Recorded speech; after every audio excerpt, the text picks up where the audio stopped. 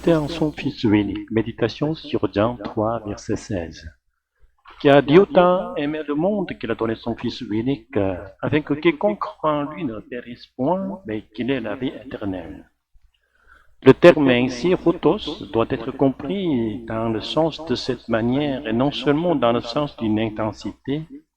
Beaucoup interprètent ce mot comme un adverbe de degré, c'est-à-dire Dieu a tellement aimé le monde.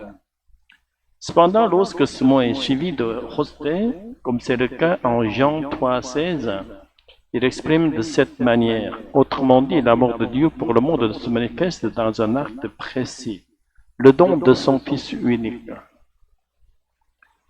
Ainsi, les traductions coréennes, bien que rendues par ainsi, conservent déjà implicitement le sens de modalité. Ce sont les lecteurs qui souvent l'interprètent comme en degré. Il est donc nécessaire de comprendre Jean 3,16 dans sa précision originelle. Dieu a aimé le monde en donnant la vie de son Fils unique. En d'autres termes, le don de Jésus-Christ au monde est l'expression même de l'amour de Dieu. Or, ce monde est rempli de contradictions, d'injustice et de péché. L'Écriture décrit le monde comme étant esclave du péché. Pourtant, Dieu a aimé ce monde non pas seulement ce qui était bon à ses yeux, mais un monde dominé par le péché depuis Adam. C'est dans ce monde corrompu que s'est manifesté l'amour divin. Jésus est venu dans la chair comme l'un de nous, et dans cette chair, Dieu a condamné le péché, portant sur lui-même la condamnation et le jugement qui nous revenaient.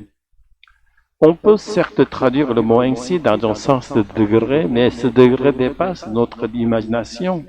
Le Fils de Dieu fait l'homme, donnant sa vie à la croix à la place des pécheurs condamnés, non seulement pour les sauver de la perdition, mais aussi pour leur accorder la vie éternelle. Cet amour dépasse l'intelligence humaine, et c'est précisément parce qu'il est incompréhensible que beaucoup, en entendant l'Évangile, ne parviennent pas à croire.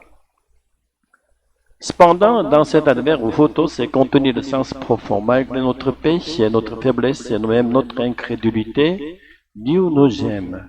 Et c'est par cet amour que nous, qui étions des pécheurs voués à la destruction, ne périssons pas, mais devenons justes en Jésus-Christ, recevant la vie éternelle grâce à son sang et à l'action du Saint-Esprit. Voilà l'amour merveilleux de Dieu pour le monde, pour nous.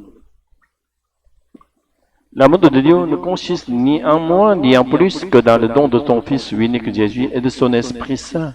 À nous qui n'en étions pas dignes, ne cherchons rien d'autre, croyons en Jésus, recevons le Saint-Esprit et goûtons pleinement cet amour mystérieux de Dieu.